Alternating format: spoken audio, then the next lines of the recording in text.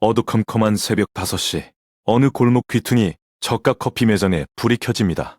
사장님은 혼자 커피 원두를 채우고 청소를 마치고 오전 6시 개점 준비를 합니다. 1,500원짜리 아메리카노를 하루에 200잔 팔아야 겨우 임대료와 인건비가 맞춰지는 현실입니다. 그런데 그 사장님이 간판을 달고 있는 베렌드의 진짜 주인이 이제는 필리핀에 살고 있다는 사실을 알고 계셨나요?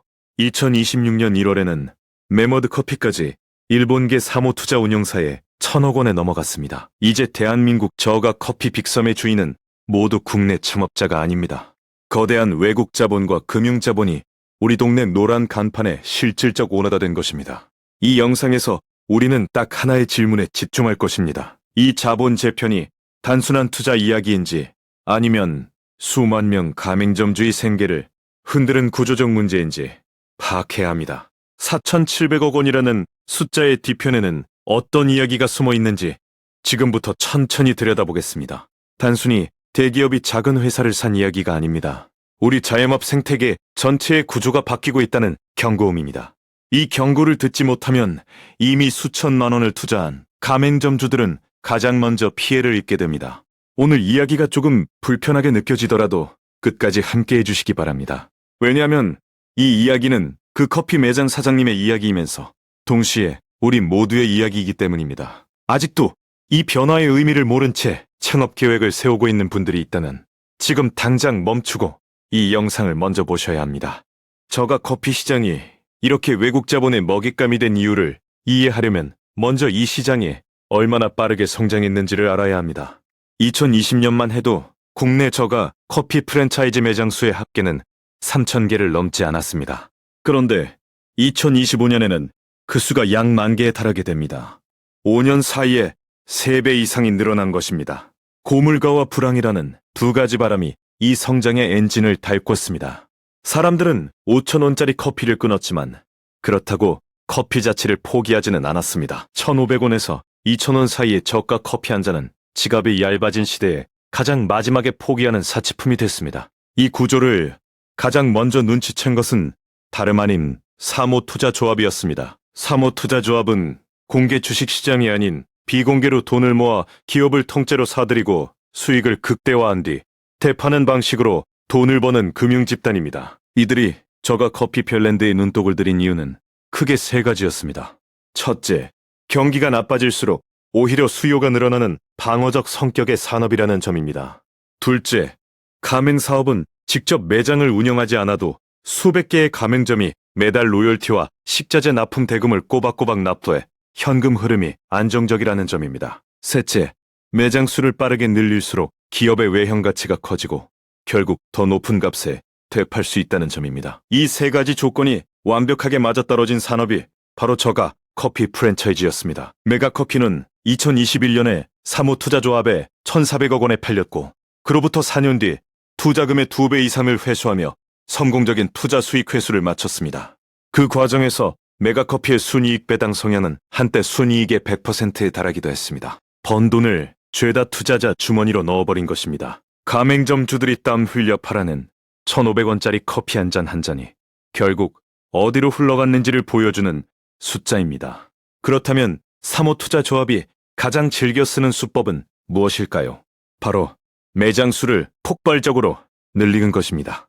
매장이 많아질수록 본사가 가맹점에 납품하는 원두와 컵과 시럽의 물량이 늘어나고 그 납품 마진이 고스란히 본사 수익으로 쌓입니다. 2021년 이후 메가커피의 매장 수는 수직 상승해 2025년엔 3,740개에 달하며 국내 커피 전문점 중 단일 벌랜드 최다 매장이라는 기록을 세웠습니다. 컴포즈 커피도 필리핀 졸리비에 인수된 뒤 빠른 속도로 매장 확대 계획을 가동하고 있습니다. 문제는 이 빠른 팽창이 이미 포화 상태에 이른 시장에서 벌어지고 있다는 것입니다.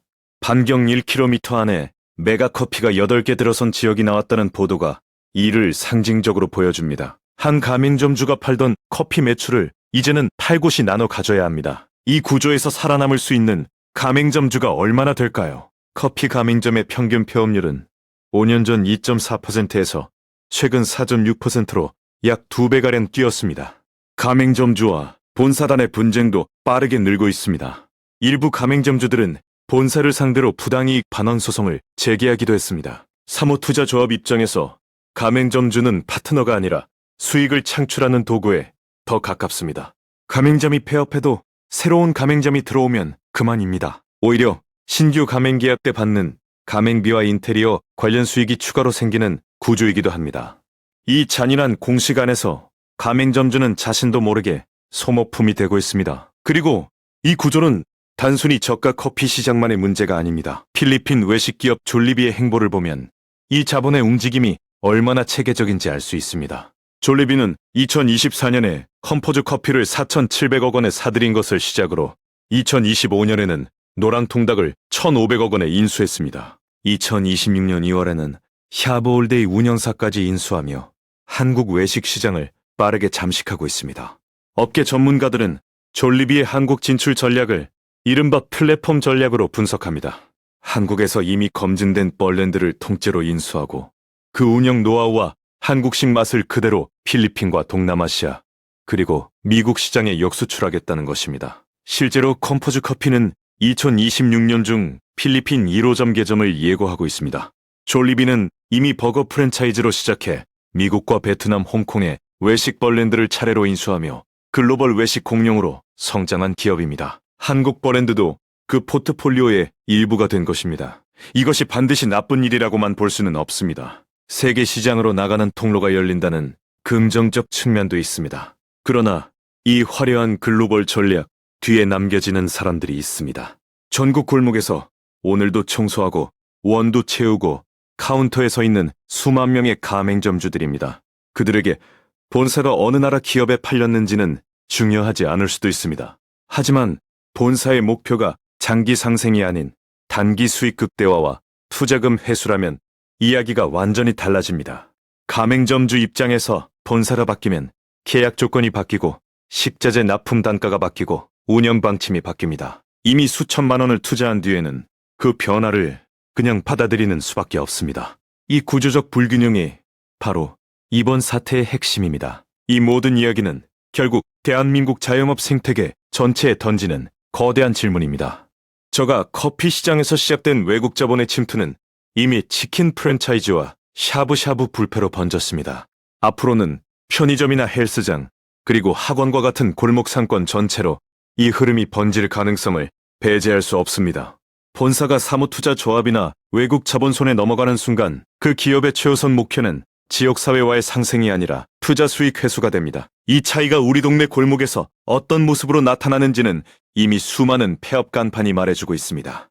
2025년 기준 저가 커피 성입 브랜드 매장의 합산이 약10,000 개를 넘어섰습니다. 그러나 그 많은 매장 중 하루 매출이 제대로 나오는 곳은 얼마나 될까요? 실제로 한 업계 관계자는 저가 커피 프랜차이즈의 외형 확장은 본사 수익을 빠르게 끌어올리지만 장기적으로는 가맹점주의 부담 증가와 수익성 악화로 이어진다고 직접 밝혔습니다. 그렇다면 우리는 어떻게 해야 할까요? 적어도 창업을 준비하는 분들이라면 빨랜드의 현재 주인이 누구인지, 그 주인의 경영 목표가 무엇인지, 그리고 상권 포화도가 어느 수준인지를 반드시 확인해야 합니다. 가맹점주를 보호하는 제도적 장치가 지금보다 훨씬 강화돼야 한다는 목소리도 커지고 있습니다. 사모투자조합이 인수한 버랜드가 과도한 배당으로 회사 자본을 소진할 때 그 피해가 고스란히 가맹점주에게 돌아가지 않도록 견제하는 제도가 필요합니다. 결국 돈은 움직입니다. 국경을 넘고 간판을 바꾸고 주인을 바꿉니다. 하지만 새벽 5시에 가장 먼저 불을 켜는 그 가맹점주의 삶은 그 어떤 사모투자조합의 투자 보고서에도 숫자로 담기지 않습니다. 우리가 오늘 이 이야기를 주목해야 하는 이유가 바로 그것입니다.